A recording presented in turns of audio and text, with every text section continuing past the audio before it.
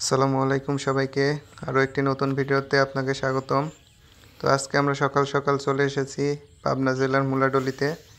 তো এই জায়গায় বাণিজ্যিকভাবে সিমের চাষাবাদ হয়। সিম সহ ধুমা ইত্যাদি চাষাবাদ করা হয় এই জায়গায়। তো দেখুন সিমের বানের মাচাগুলো কি সুন্দরভাবে আছে এবং গোটা সিম গাছে সুন্দর ফুল ফুটে আছে।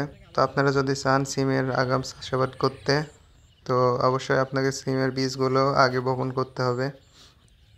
তাহলে আপনি শীতের মৌসুমের প্রথমের দিকে সিমের হারভেস্ট করতে পারবেন। তো আপনারা দেখুন আশপাশের পরিবেশটা কি সুন্দর এবং চারিদিকে শুধু সিমের গাছ আর গাছ, সুন্দরভাবে সিমের চাষাবাদ হচ্ছে। তো এই জায়গায় মূলত সিমের সবচেয়ে বেশি চাষাবাদ করা হয়। আপনারা দেখলে বুঝতে পারবেন শুধু বিলে সিমের গাছ আর সিমের গাছ। দেখুন কি সুন্দর সিমের গাছগুলো কিভাবে লাগানো হয়েছে আপনারা দেখুন। প্রথমে মাটি একটু উঁচা করে নেওয়া হয়েছে, তারপর ওখানে বীজ বপন করা হয়েছে যদি পানিতে নষ্ট না হয় গাছগুলো, এর জন্য এমনটা করা।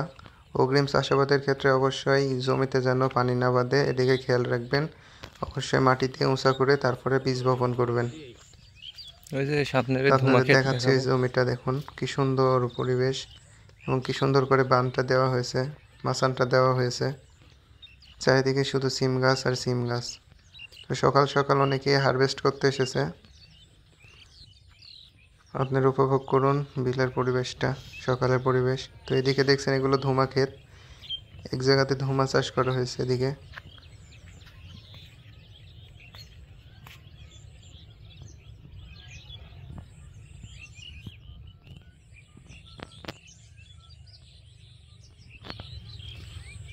আপনারা দেখলে বুঝতে পারবেন দূরে এই জায়গাতে সিম অলরেডি হারভেস্ট করছে অনেকেই। তো ওইদিকে পানি থাকার কারণে আমি যাইতে পারিনি, জমিতে অনেক পানি ছিল বর্ষার সময়। তো এদিকে আপনারা এখন দেখতে পাচ্ছেন এটা হচ্ছে ধুমা ক্ষেত।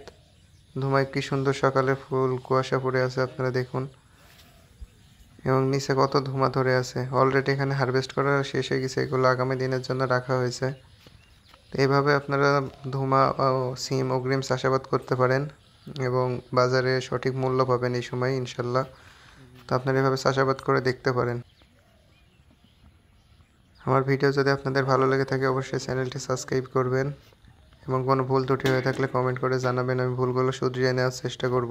তো সকলে ভালো থাকবেন, সুস্থ থাকবেন, আল্লাহ হাফিজ।